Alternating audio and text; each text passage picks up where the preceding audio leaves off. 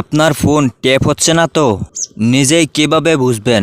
Hello guys, আসসালামু আলাইকুম। Assam beauty YouTube চ্যানেলের পক্ষ থেকে আমি স্বাগতম জানাচ্ছি আপনাদেরকে। গাইস, আমি আজকে আপনাদের সামনে খুব গুরুত্বপূর্ণ একটি বিষয় নিয়ে চলে আসছি। সো আপনারা ভিডিওটি স্কিপ না করে পুরো ভিডিওটা দেখতে থাকুন। তো আরেকটা কথা, আপনি যদি এই চ্যানেলে নতুন এসে থাকেন তাহলে চ্যানেলটি প্লিজ সাবস্ক্রাইব করে পাশে থাকুন আর সবাই মিলে আমাকে ছোট ভাই হিসাবে সাপোর্ট করুন। তো তাহলে চলুন ভিডিওটা শুরু করা যাক।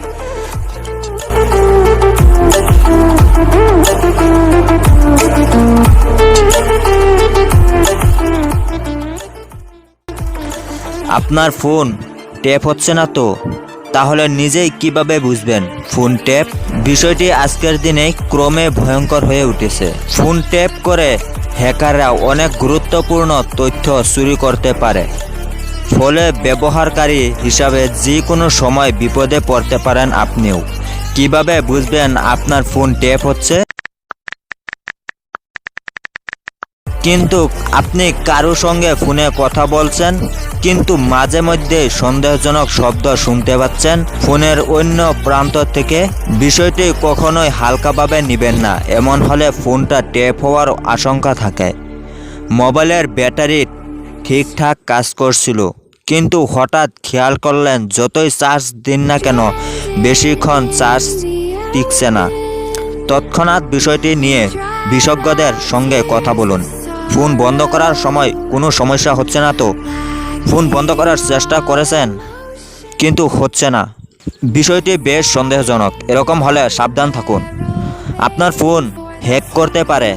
আপনি কি কোনো সন্দেহজনক SMS পাচ্ছেন বা আপনার ফোনের মাঝে মাঝে বন্ধ হয়ে যাচ্ছে? বিষয়টিকে হালকাভাবে নেবেন না। ফোন কোনো অদ্ভুত আচরণ করলে তা অবশ্যই সন্দেহর। আপনি ফোন ব্যবহার করছেন না, ফোনের কাছাকাছি থাকা কোনো ইলেকট্রিক যন্ত্রাংশ হঠাৎই কাঁপতে শুরু করলো, বিষয়টি অবশ্যই সন্দেহজনক। আপনার ফোন হ্যাক করে কেউ ব্যবহার করছে না তো? আপনার ডাটার ব্যবহার কি অতিরিক্ত বেড়ে যাচ্ছে?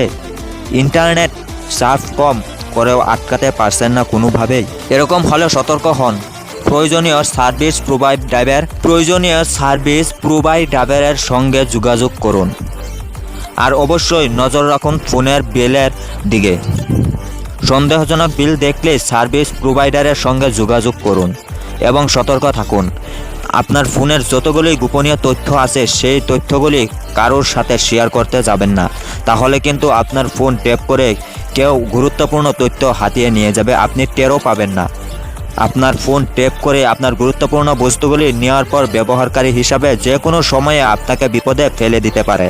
সেই জন্য বলি কি, আপনার ফোন আজকে থেকে কারো হাতে দিবেন না। যদি দেন তাহলে সাবধানে ভেবেচিন্তে দিবেন।